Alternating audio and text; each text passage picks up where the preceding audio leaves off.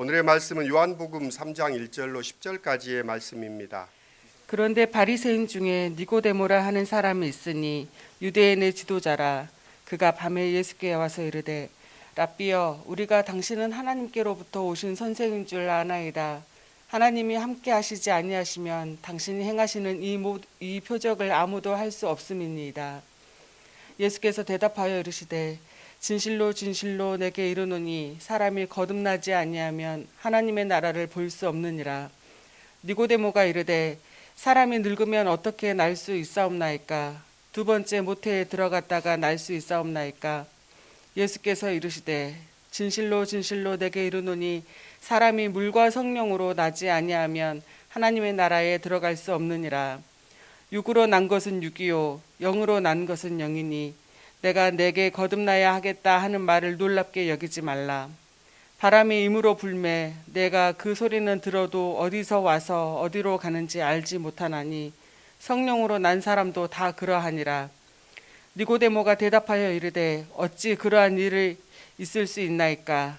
예수께서 그에게 대답하여 이르시되 너는 이스라엘의 선생으로서 이러한 것들을 알지 못하느냐? 이는 하나님의 말씀입니다. 한 주간 모두 평안하셨습니까? 좋으신 주님의 평화가 오늘 예배의 자리에 나온 우리 모두 위에 함께 하기를 빕니다. 사순절 기간에는 총 6번의 주일이 있습니다. 이 주일은 사순절 기간에 포함이 되지 않습니다. 그래서 이 사순절은 작은 사순절 안에 이 주일들은 작은 부활절들로 사순절 안에 이렇게 들어와 있습니다. 어쩌면 우리의 순례 여정의 작은 쉼이기도 하고 또 이 안에서 다시금 승리하신 부활하신 주님을 기억하라는 표지일 것입니다. 부활을 신앙하는 우리들은 죽어도 죽지 않습니다. 그러니까 절대 어쩌면 꺾이지 않는 사람이 신앙의 사람입니다. 한번 기지개를 펴십시오. 개를 움츠리지 마시고 우리를 부활케 하시는 부활의 생명이 오늘 예배 자리에 나온 우리 모두 위에 함께 하기를 빕니다. 3월 8일은 어떤 날인지 아십니까? 우리가 잘 기억은 못하는데 세계 여성의 날입니다. 국가기념일로 지정된 건 얼마 되지 않았는데요. 이게 유엔이 공식적으로 세계 여성의 날로 지정한 건 1975년부터였다고 합니다. 그래서 여성들이 사회, 또 경제, 정치 등 전반에 걸쳐서 얼마나 많이 자신들의 권리를 찾기 위해서 투쟁하고 싸웠는지를 이렇게 돌아보고 또 기념하고 축하하는 날이 이 세계 여성의 날입니다. 지난 100여 년 전에는 여성들에게는 투표권이 없었습니다. 세계 어느 나라에도 여성들에게 투표권이 없었고 또 심지어 여성에게는 이름조차도 주어지지가 않았던 문화권도 있었습니다. 그런데 이제 지나온 100여 년 동안 참 여성들은 많은 성취를 이루어냈습니다. 여성들도 투표권도 얻게 되고 또 동등한 인격으로 사회에서 이렇게 대접을 받는 까지 나왔는데 여전히 가야 할 길은 멀지만 양성이 서로 존중하고 또 하나님 안에서 형상으로 존귀함을 받는 세상이 이르기를 기대합니다. 처음 이 여성의 날을 제안했던 여성이 클라라 젠트킨이라는 여성이 1901년에 여성의 날을 지정할 것을 제안했더라고요.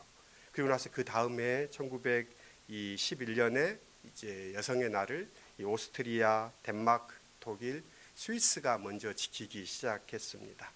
올해로 111번째 여성의 날이라고 하고 우리나라는 1985년부터 이 날을 기념하고 한국에서 세계 여성의 날 기념 한국 여성 대회를 열기 시작했다고 하니까 벌써 이제 한 7년,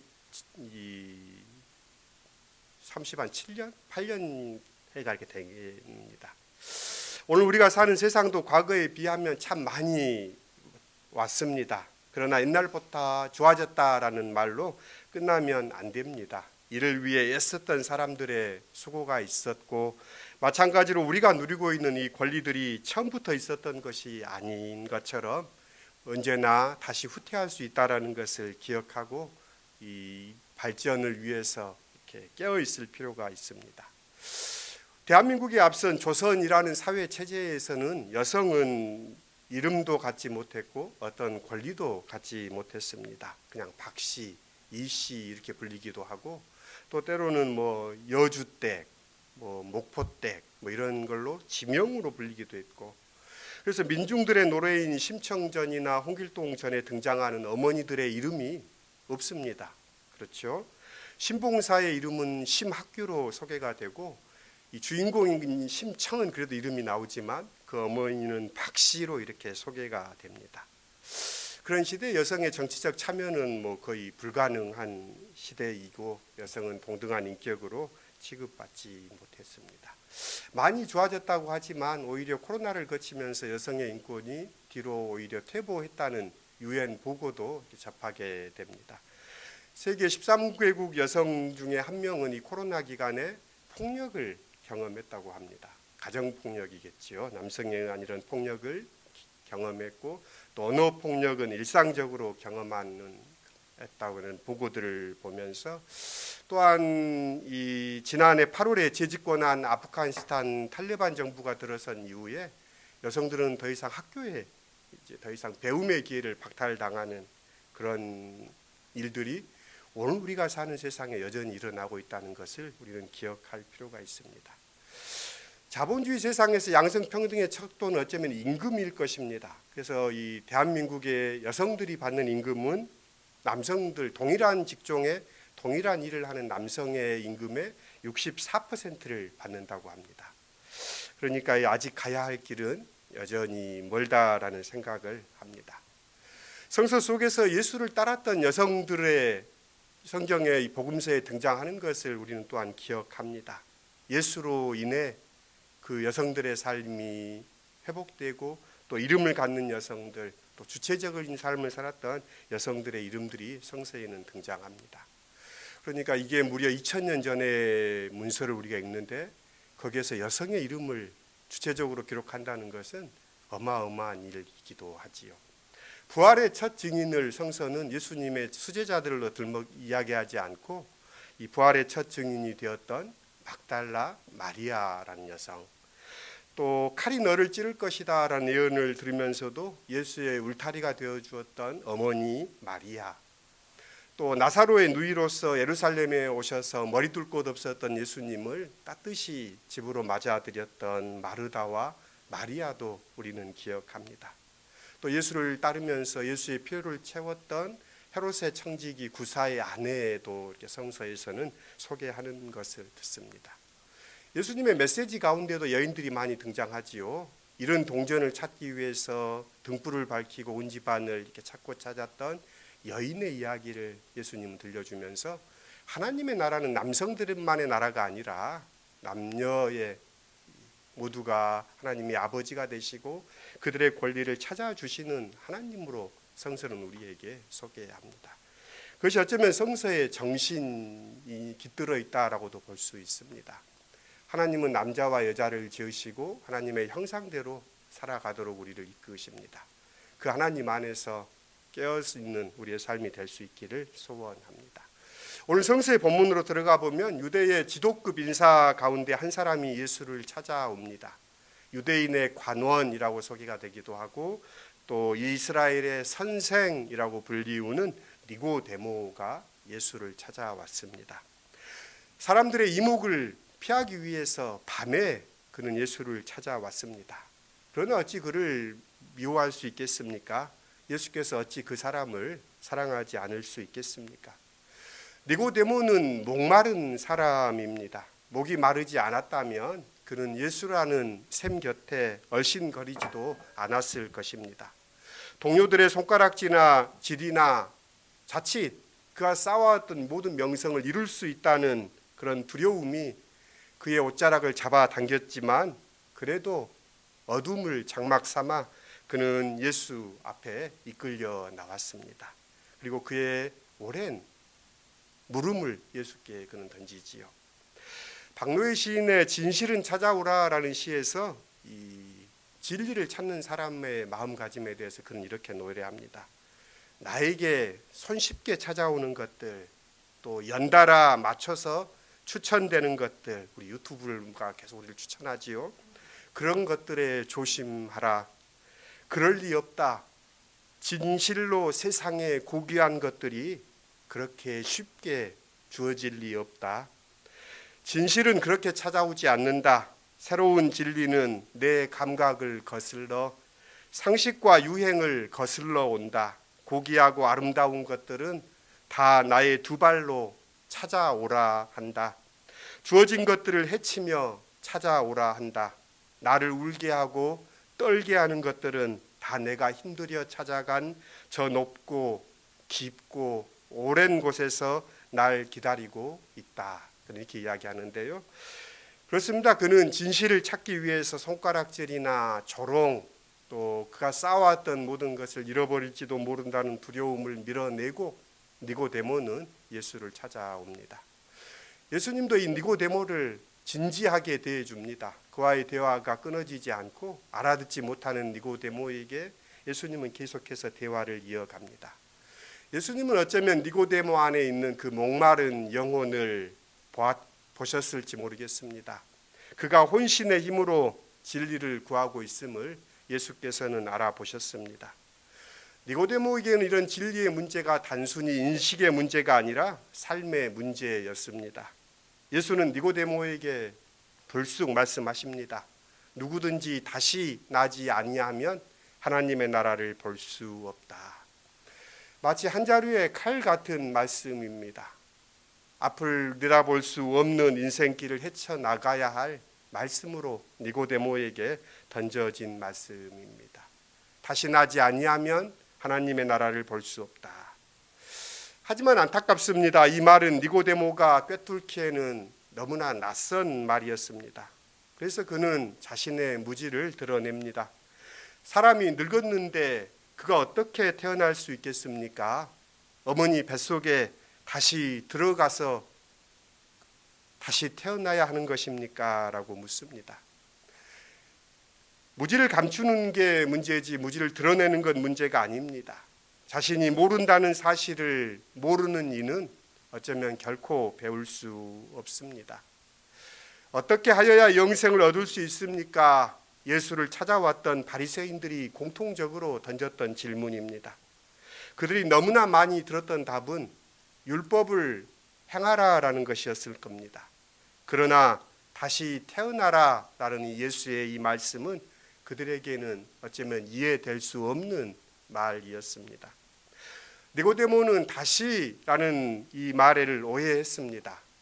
헬라어 아노데는 다시라는 뜻도 있지만 처음부터 또는 철저히라는 뜻도 있습니다. 또 위에서부터라는 의미도 가지고 있습니다. 그러니까 예수의 이 말씀은 다시 난다는 말씀은 위로부터 나야 된다. 철저히 변화되어야 한다라는 말입니다. 변화는 언제 일어납니까? 자기 자신이 문제가 있음을 자각할 때 이제 시작됩니다. 탓할 것이 남에게 있지 않고 나에게 있음을 알 때 그때 비로소 변화는 시작됩니다. 하지만 예수님이 다시 난다고 굳이 말씀하신 것은 어쩌면 우리가 변화의 주체가 될 수 없음을 가리키고 있습니다. 다시 삶은 삶을 개선시키는 것이 아니라 새로운 근원에 속해야 함을 가리키고 있습니다. 우리가 세상에 태어난 것들을 생각해 보십시오. 스스로 원해서 태어난 것이 아니지요. 10달 동안 어머니의 태중에 있다가 출산의 때가 되어서 이 산도를 통해서 태어나게 됩니다. 태아에게도 이 일은 고통스러운 일입니다. 그러나 태아가 무엇인가를 한 것은 아닙니다. 그는 생명을 받은 것이지요. 그래서 그는 어머니의 탯줄에 의지해서 생명을 유지하다가 자기 폐로 숨을 쉬는 세상에 나오게 된 겁니다. 그러면서 새로운 세상에 속하게 된 것이죠. 이처럼 하나님의 사람은 하나님께 속하여서 하나님께로부터 태어난다라는 예수의 말씀입니다. 어떻게? 라고 묻는 유대인들은 예수의 말씀을 잘 이해할 수 없습니다. 시인 구상의 말씀의 실상이라는 시를 여러 번 인용했는데요. 그 시에서 그는 이렇게 노래합니다. 영혼의 눈에 끼었던 무명의 백태가 벗겨지며 나를 에워싼 만유일체가 말씀임을 깨닫습니다. 라고 노래했습니다. 무명의 백태가 벗겨지자 세상에 있는 모든 것이 그분의 말씀이더라라는 것입니다. 이 신령한 세계, 하나님이 거하시는 땅에 우리가 살면서도 우리가 지옥의 원주민들처럼 사는 까닭이 무엇인지 알 수 있지 않겠습니까? 우리의 눈이 새로워져야 합니다. 예수를 통해서 새롭게 보는 눈이 열려야 합니다. 여전히 고개를 갸웃거리고 있는 니고데모에게 주님의 말씀이 다시 떨어집니다. 누구든지 물과 성령으로 나지 아니하면 하나님 나라에 들어갈 수 없다. 물과 성령으로 난다는 말을 굳이 세례와 연결시킬 필요는 없습니다. 두 단어는 공이 철저히 변화를 해야 한다는 것을 가리키는 환유이기 때문입니다. 노자는 가장 큰 덕은 만물을 이롭게 하면서 자리를 다투지 않고 무사람이 싫어하는 낮은 곳으로 가기를 좋아하는 물을 닮았다 했습니다. 산선약수라는 말을 했지요. 최고의 선은 물을 닮았습니다. 흐름이 순하면서도 기어코 바다에 이르는 물처럼 그렇게 유장하게 흐르다 마침내 하나님의 마음에 우리도 이르고 싶습니다. 성령의 이미지는 불입니다. 촛불을 생각해 보십시오. 촛불은 주위를 아늑하게 만들며 부드러운 빛을 발합니다. 조그만 바람에도 흔들리지만 이내 불꽃을 일으켜 세워 몸을 바로 세웁니다. 마치 그 모습은 하늘을 향한 그리움을 품고 그 통절한 그리움을 품고 있는 모습처럼 보입니다. 성령은 우리 안에 하나님을 향한 그리움을 불러일으킵니다. 성령으로 거듭난 사람은 촛불처럼 직립의 사람입니다. 세상에 어떤 무게가 얹혀져도 무너져 내리지 않는 사람입니다. 그러나 안타깝게도 니고데모는 물과 성령으로 거듭나야 한다는 예수의 말씀을 깨닫지 못합니다. 심지어 그는 그의 눈앞에 서 있는 물과 성령으로 거듭난 분을 앞에 두고도 깨닫지 못합니다. 니고데모가 동문서랍을 하듯 예수의 말씀을 알아듣지 못하지만 예수께서는 니고데모와의 대화를 계속해서 이어가십니다. 그리고 다시 말합니다. 바람은 불고 싶은 대로 불고 너는 그 소리를 듣지만 어디에서 와서 어디로 가는지 모른다. 성령으로 태어나는 사람은 다 이와 같다라고 말씀합니다. 물과 성령으로 거듭난 사람의 삶을 설명하기 위해 예수님은 바람의 이미지를 사용합니다. 눈에 보이지는 않지만 바람은 있습니다. 고대인들에게 바람은 가장 신비한 현상이고 설명할 수 없는 일이었습니다. 풍랑을 일으키는 바람은 배를 뒤집기도 하고 나무를 뿌리채 뽑기도 하는 실체인데 아무도 바람을 볼 수 없기 때문입니다. 바람이 언제 불어서 어떻게 불지 예측하지 못할 뿐만 아니라 어디서 와서 어디로 가는지 그 기원과 목적지를 알 수 없습니다. 현대 지구과학은 그 대기의 흐름을 알지요. 그런데 고대인들에게는 놀라운 현상이었습니다. 그래서 예수께서는 이 바람으로 설명을 합니다. 바람의 있음은 언제나 사물과의 만남을 통해서 드러납니다. 바람과 만난 나뭇잎은 살랑거리며 이 설렘을 드러내고 호수의 물은 바람의 부름에 물결로 응답합니다. 바람을 탄 매는 높은 하늘을 유영하듯 납니다. 또 바람은 풍경을 흔들며 소리를 만들어내기도 합니다. 그런 소리를 들으면 내가 지금 지나가고 있다. 때론 높게, 때론 빠르게, 때론 강하게, 때론 부드럽게 이렇게 미풍으로 바람은 지나갑니다. 이것은 억지로 되는 것이 아니라 자연스러운 것입니다. 이처럼 성령으로 난 사람에게는 억지가 없습니다. 무리수를 두지 않습니다. 시끄럽지 않습니다. 봄바람처럼 부드럽게 사람들의 속에 생명의 숨결을 불어넣습니다. 어디에서 와서 어디로 가는지는 모르지만 분명히 거기 있기에 생명을 일깨우는 사람, 그가 성령으로 태어난 사람입니다. 봄바람이 이렇게 불면서 겨우내 얼었던 대지 그리고 나무들을 흔들어 깨웁니다. 뿌리를 흔드는 거지요. 그러면서 깨어나는 봄의 계절을 지나갑니다. 니고데모가 어떻게 됐는지는 예수님과의 대화에서 니고데모는 조용히 퇴장합니다. 오늘 10절 이후로 이제 예수님의 말씀만 이어지다가 다른 이야기로 넘어가는데요. 그리고 그가 어떻게 되었는지 직접적으로 성서는 들려주지 않습니다. 이야기를 들으면서 우리는 아직 멀었구나라는 생각을 합니다. 니고데모에게 가야 할 길이 먼 것처럼 오늘 다시 태어난 우리들에게도 가야 할 길이 멉니다. 니고데모를 요하는 중요한 인물로 소개합니다. 시몬이나 안드레처럼 공개적으로 예수를 추종하는 사람들도 있었지만 아리마대 요셉이나 니고데모처럼 자신의 존재를 지우면서 예수의 도를 쫓았던 사람들도 있습니다. 드러나게 예수를 따랐던 사람들이 십자가에서 예수님이 돌아가시자 예수님을 등졌던 것과는 달리 스승의 시신을 숨어서 따랐던 사람들이 나서서 예수를 무덤에 안장합니다. 예수의 장례를 위해 모량과 침향을 가져온 사람이 니고데모입니다. 그는 예수를 불신하는 바리새인들에게 예수를 두둔하는 발언을 했던 사람이기도 합니다. 진리를 찾기 위해 밤에 찾아왔던 목마른 사람 니고데모는 예수를 끝까지 따라왔습니다. 그는 예수를 새롭게 보게 된 것이지요. 세상을 떠난 소설가 박완서의 글은 읽는 이에게 늘 따뜻한 마음을 일으킵니다.